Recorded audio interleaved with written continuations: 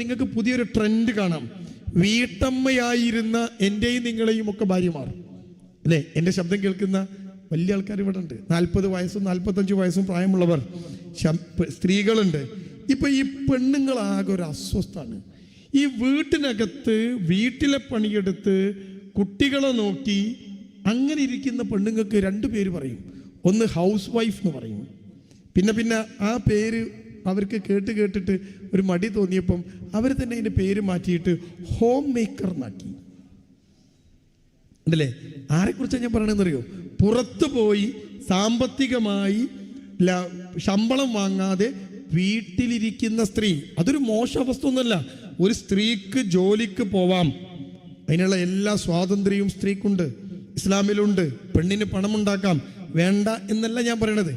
വീട്ടിൽ ജോലി ചെയ്യാതെ കുടുംബം നോക്കി വീട്ടമ്മയായി കഴിയുന്ന സ്ത്രീകൾ ഈ കൂട്ടത്തിലുണ്ട്. പക്ഷെ ആ സ്ത്രീകളൊക്കെ ഇപ്പൊ ഈ യൂട്യൂബും ഫേസ്ബുക്കും ഇൻസ്റ്റാഗ്രാമും ഒക്കെ കണ്ടിട്ട് ഇവർക്കൊരു ചൊറിച്ചിൽ തുടങ്ങിയാണ്.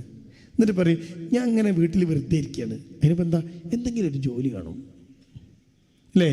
ഇപ്പൊ എന്തൊക്കെയാ പെണ്ണുങ്ങൾക്ക്? മൈലാഞ്ചി വിക്കൽ, ചുരിദാർ വിക്കൽ, പർദ്ദ വിക്കൽ, ഷോള് വിക്കൽ, ഓൺലൈൻ. എന്തിനാണ് ഇതിങ്ങനെ ചെയ്യണത്? എന്നിട്ട് ഇതിൻ്റെ മുകളിൽ ഇങ്ങനെ ഇരിക്കുക, കുട്ടികളെ നോക്കില്ല, വീട്ടിലെ പണിയില്ല. കാരണം ഇത് വിൽക്കണ്ടേ? എന്തിനാ അത് വിൽക്കണത്? എല്ലാത്തിനും ഞാൻ നിങ്ങളുടെ മുമ്പിൽ ഇങ്ങനെ കൈ കാട്ടണ്ടല്ലോ. അപ്പൊ നമ്മളും വിചാരിക്കും, എന്തിനപ്പൊ നീ കൈ കാട്ടണ്? അല്ല, അങ്ങനെ കൈ കാട്ട്, നീ എന്താ തെണ്ടിയാ?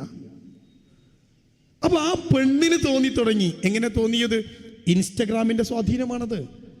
വീട്ടിലിരിക്കുക എന്നത്, മക്കളെ നോക്കുക എന്നത്, വീട് വൃത്തിയാക്കുക എന്നത് ഒരു മഹാമോശം പണിയാണ്. അതുകൊണ്ട് ഞങ്ങൾക്കും വേണം ഇത്തിരിയൊക്കെ പൈസ ഉണ്ടാക്കുക എൻ്റെ ആവശ്യത്തിന്. അപ്പൊ പിന്നെ ഈ ഭർത്താവ് ഗൾഫിൽ പോയി ഉണ്ടാക്കിയ ആരാവശ്യത്തിനാ? ആണുങ്ങളെ കുറിച്ച് പറയാൻ ഒരു മനുഷ്യനും ഇല്ലല്ലോ. പാവങ്ങൾ ആരാളുള്ളത്? നിങ്ങളൊരാണിൻ്റെ ജീവിതത്തെ എപ്പോഴെങ്കിലും എടുത്ത് പരിശോധിച്ച് നോക്കിയണോ? മഹാകഷ്ടാണ്. ആരാ ഇതിനെക്കുറിച്ച് പറയാനുള്ളത്? ഒരു വനിതാ കമ്മീഷൻ, പുരുഷ കമ്മീഷൻ ഉണ്ടോ നമുക്ക്?